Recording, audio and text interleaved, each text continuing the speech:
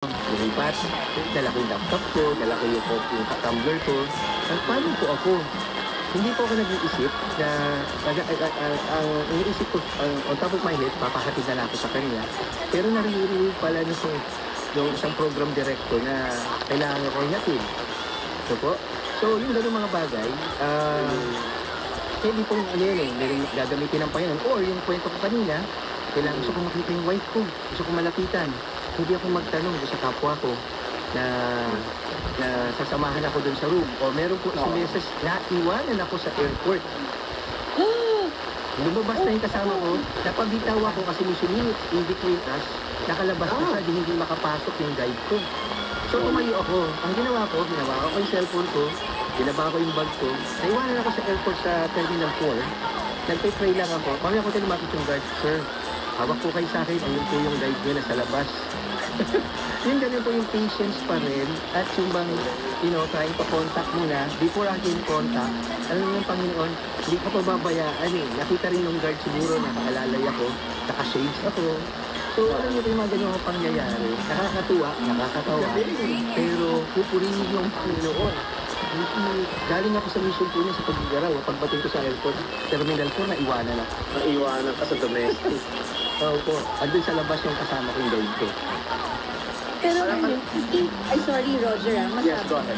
I think grace of God yun na, in this kasi ang natural man, magagalit. Alam niyo naman, bulag ako eh, bakit yun na yun? Diba? Yun yung natural eh.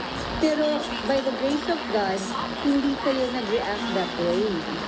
Opo, tawa ko ng tawa. Kahit yung wife ko nung kinukwento ko kay Sheila, nung buhay pa siya, tawa ko ng tawa. Pero nag-react siya doon sa guide ko. Pero ako sabi ko, okay lang, nandito na ako eh. Oo, galing. Kaya nga, Chiki, kung may salitang parang maiinggit, no, on a positive note, maiinggit. Kasi sila, si Pastor, recipient ng grace of God, kada minute mo, di ba? Hindi yung mga bagay na wala tayo eh. O kung meron man, dahil for sure, under grace pa rin naman tayo ng Panginoon, wala naman siyang pinipili, hindi natin na-appreciate. Ako ay for one. Hindi ko ma-appreciate yun eh. Yung maiwan ako sa airport tapos nasundo. Kung may sumundo man, para sa akin, natural lang na sunduin ako. No? Pero hindi mo siya makita sa lente, sa angulo, na yun ay grace of God. Yes. Alagay ko, tayo pong nakakakita, marami tayong natutunan kay Pastor ngayon. Yes. Hindi yung maliliit na bagay na yun, dapat na-appreciate yun. Pastor, ng mga unang panahon ng inyong journey, how did you find peace in the fact na hindi mo na makikita ang kapaligiran mo? Hindi ka na makakakilos na mabilis kapag gusto mo dahil babangga ka sa mga bagay-bagay. Kailangan ka na mag-depend, kailangan ka na yung mga ganyang adjustment.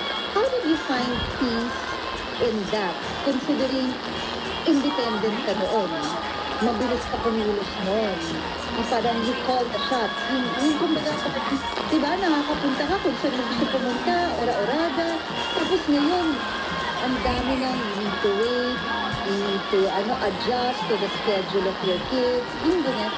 How did you find peace in that fact na ito ka na? Doon pa rin tayo papasok sa ating time with Jesus, yung panahon natin sa Kanya. Yung inuukol natin panahon ko sa Panginoon na kasi kaya po tayo may kapayapaan dahil nananahan ng banal na Espiritu sa atin na nagbibigay ng kapayapaan sa atin. Kaya po kapag nananahan sa atin ng banal na Espiritu, yung Kanyang Holy Spirit, hindi tayo maiinip, hindi tayo maiinis.